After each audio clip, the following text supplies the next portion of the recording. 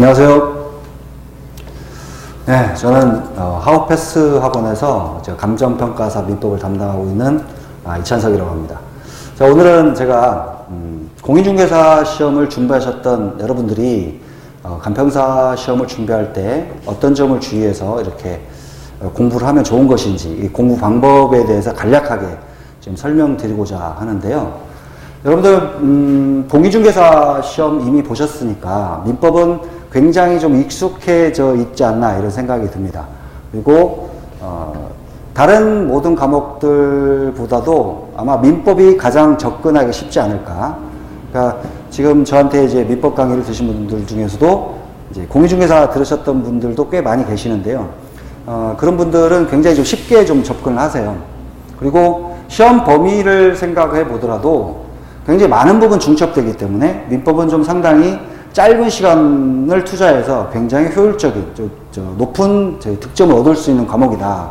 이렇게 이제 말씀드릴 수 있겠고요. 감정평가사 시험은 민법이 이제 전체적으로 민법 총칙, 물권법, 채권법, 가족법 이렇게 되어 있는데, 감정평가사 민법은 민법 총칙과 물권법을 시험 범위로 합니다. 그래서 전체적으로 민법 총칙에서 20문제, 그 다음에 물권법에서 20문제 이렇게 출제가 됩니다. 그런데 물권법은 공인중개사 시험에서 공부했던 그 내용 그대로 똑같습니다. 딱 하나 차이가 있는 게 질권이거든요. 물권법에서는 질권을 제외한 나머지는 이미 공부하셨기 때문에 질권 파트 1시간 정도만 시간을 투자하셔서 공부하시면 충분한 것이고요. 그러니까 이미 공부한 부분에서 20문제 중에 19문제는 이미 이제 공부하신 부분이다. 이렇게 생각할 수가 있겠고요. 다음에 민법 총칙에서는 이제 공통되지 않은 부분이 좀 있는데, 자, 공인중개사 시험에서는 법률행위만 시험 범위로 합니다. 민법 총칙에서는. 물론 다른 것들도 어느 정도 관련이 있지만 직접적으로는 법률행위만 시험에 출제가 되고요. 간평시험에서는 이쪽 공인중개사와 공통되는 이 시험 범위에서 대개 한 10문제 내외 정도 출제가 됩니다. 그러면 공부하지 않은 부분이 나머지 부분인데, 민법 일반적인 내용에서 종무사 민법 법원에 대한 문제, 권리무증 신의칙, 그리고 권리주체에서 자연인과 법인, 그 다음에 권리의 객체에서 물건. 근데 물건 부분은 물권법에서 많은 부분 다루기 때문에 완전히 뭐 새로운 내용이다 이렇게 하기도 어려워요.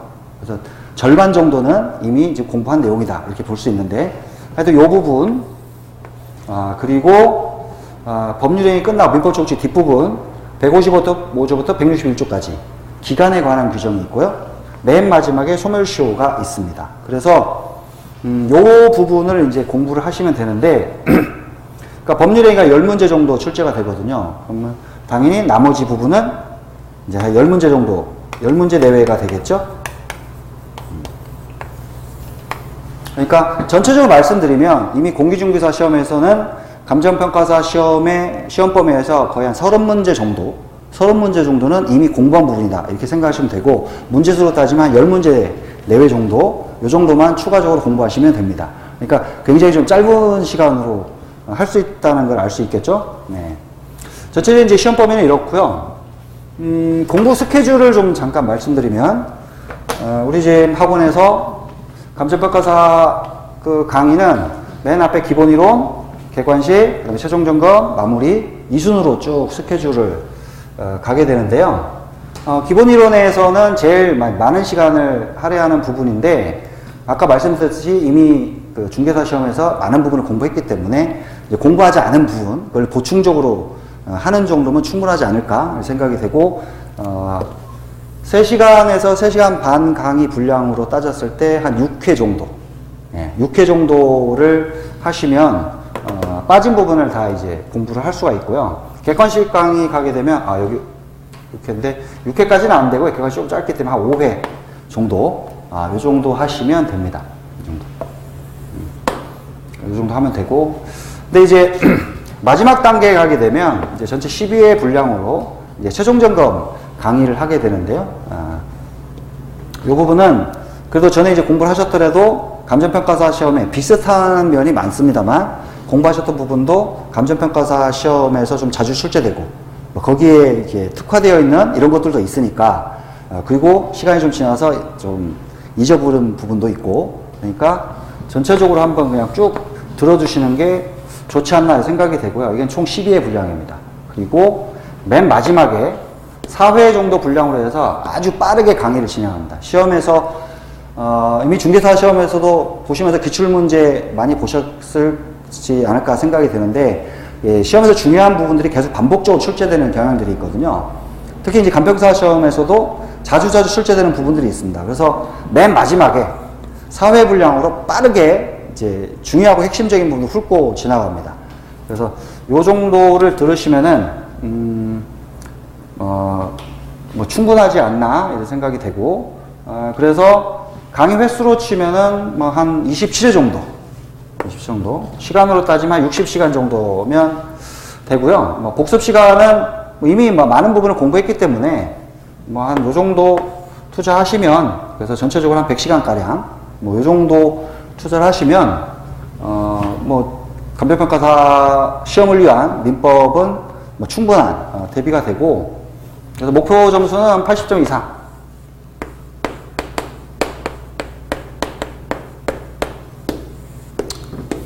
사실 이거는 절대적으로 설명할 수 있는 부분은 아니긴 합니다. 그러니까 똑같이 중개사 시험을 준비했더라도 어느 정도 이제 민법을 열심히 공부했느냐에 따라서 약간 좀 차이가 있을 수 있는 부분인데, 그래도 중개사 시험에서 나름 이제 착실하게 민법 준비를 그래도 어느 정도 이제 그럭저럭 준비를 하신 분들이라면, 이 강의 이렇게 쭉 들으시고 거기서 중요한 부분, 이거 반드시 시험에 나옵니다, 강조하고 이런 부분들 잘 체크하시면서 이렇게 따라오면 80점 정도 이상 맞는 거는 크게 어려운 부분은 아니지 않나 이런 생각이 들고, 강의 스케줄을 전체적으로 이렇게 쭉 따라오신 분들은, 제 강의를 쭉 따라오신 분들은 거의 의도하지 않더라도 한 90점 이상 맞아요.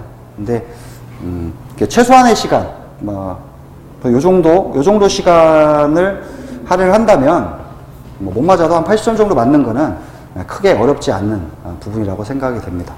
그래서 간략하게 이렇게 감정평가사 시험 준비를 위한 오리엔테이션이랄까요? 짤막하게 말씀드렸는데, 다들 조금만 노력을 하시면 충분히 이제 할 수 있는 부분이니까요. 다른 과목들도 이제 비슷한 부분들도 많이 있고 하니까, 조금만 인내하고 노력하시면 감정평가사 시험 크게, 물론 쉽다고 말씀드릴 수는 없지만 충분히 1차 시험은 크게 많은 시간을 들이지 않고도 합격할 수 있는 그런 부분이니까 잘 준비하셔서 모두 합격의 영광을 누리시기를 바라겠습니다. 네, 감사합니다.